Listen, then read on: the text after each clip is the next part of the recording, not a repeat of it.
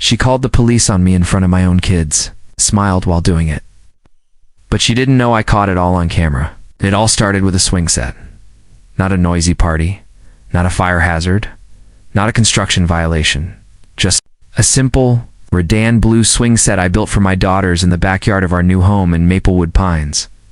A quiet community, neatly kept lawns, and a monster behind a smile named Patricia Lane, president of the HOA WED, only lived there. 2 months when I got my first warning letter. Swing sets are not permitted per Section 8B of the Community Aesthetic Guidelines. Please remove it within 10 days to avoid penalties. The ink wasn't even dry on our welcome mail, and we were already under fire. My wife Melissa was furious. My daughters Lena and Iva cried when I told them the swing might have to go. But I wasn't about to roll over. See, what Patricia didn't know was, I work in security systems. I install high-end cameras and smart home tech for a living. I document everything, always have.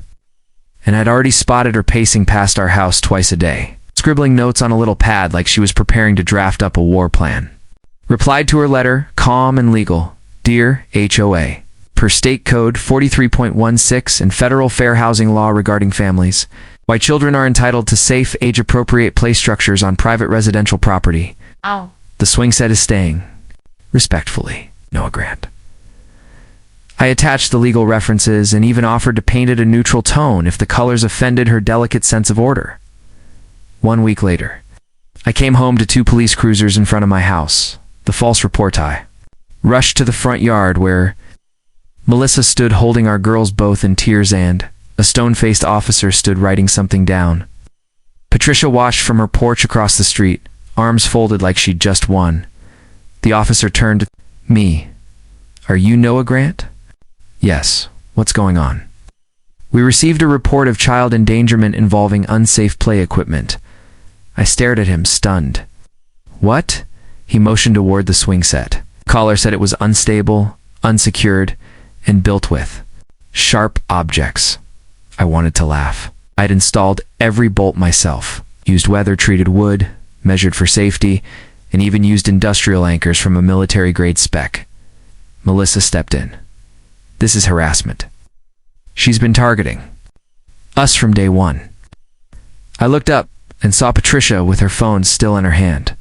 Filming, she waved at me. The officer took a brief look at the structure, tugged on it, examined the ground anchors, then wrote something down. There's nothing unsafe here, said, then turned back toward his cruiser. I'm noting this. As a false report, if it happens again, you have grounds to press charges. I nodded, but inside I was already planning. The cameras never lie.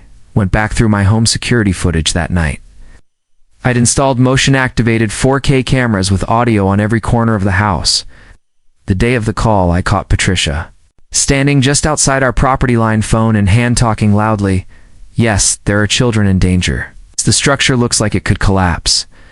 I think it was made by someone who doesn't know what they're doing. Then she laughed like it was a game. And just like that, this wasn't about the swing set anymore. It was about dignity, my kids, my family, and what she didn't know. I had 3 months of footage showing her crossing the property line, taking photos through windows, even once standing by the side fence muttering something about those people. That night, I downloaded every clip, labeled them, timestamped the incidents, and called my lawyer friend Chris. He owed me a favor from a job I did last year, installing his firm's security system. You've got stalking, harassment, possibly even a civil rights angle, he said. We can draft a cease and desist letter, but if you're patient, we can do more. I chose more. Karen goes to FAR. 3 weeks passed. Patricia stopped coming by as often, but her energy, it shifted. Instead of trying to intimidate me, she went after everyone who visited our house. Eh?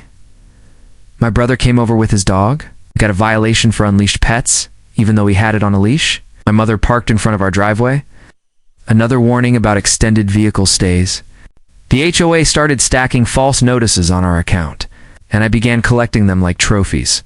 Meanwhile, I added 2 more cameras, one disguised in a decorative birdhouse. Then the next blow came, and it hit hard. One afternoon while I was at work, My phone pinged with an alert from my doorbell cam. I opened the live feed to see a new police officer on the porch. Melissa stood there in tears, Lena hiding behind her. This time, the complaint wasn't about the swing set, it was about me. The setup again Patricia had called, claiming she heard me yelling violently in the backyard and feared for the safety of my wife and kids. She said she thought I was mentally unstable and possibly dangerous. The cop tried to play it cool. The tone was clear. He was there to assess a potential domestic situation. Melissa was shaking, humiliated. She told him the truth. I hadn't even been home all day. She even showed him the camera footage in real time, nothing but birds and backyard breeze. Still, he left a copy of the report and said they were obligated to check every claim. I raced home, sick to my stomach. When I walked in, my daughter asked me, "Daddy, am I not allowed to laugh on the swing anymore?" That's when I knew. This wasn't a neighbor feud, it was war, and Patricia had no idea what I was about to unleash. She called the cops to ruin me. I turned the tables and made sure she'd never harass another family again. After that second police visit when Patricia accused me of violence, I didn't commit. I knew I couldn't just play defense anymore. She wasn't just trying to control the neighborhood. She was trying to ruin my name. And worst of all, she used my children as pawns in her little power game. Now, she crossed the line, and there was no going back. I wasn't going to yell. I wasn't going to fight. I was going to expose her. The Trapsy had 3 angles of surveillance around the house already. But now I installed a 4th facing the mailbox with motion-activated zoom. I created a decoy notice and taped it to the door that read, "Dear HOA, any future false reports will be handled legally. You've been warned." I wasn't bluffing. I placed a copy of our police incident reports and the time-stamped camera screenshots in a folder. Then I set up a second birdhouse camera facing the sidewalk. Then I waited.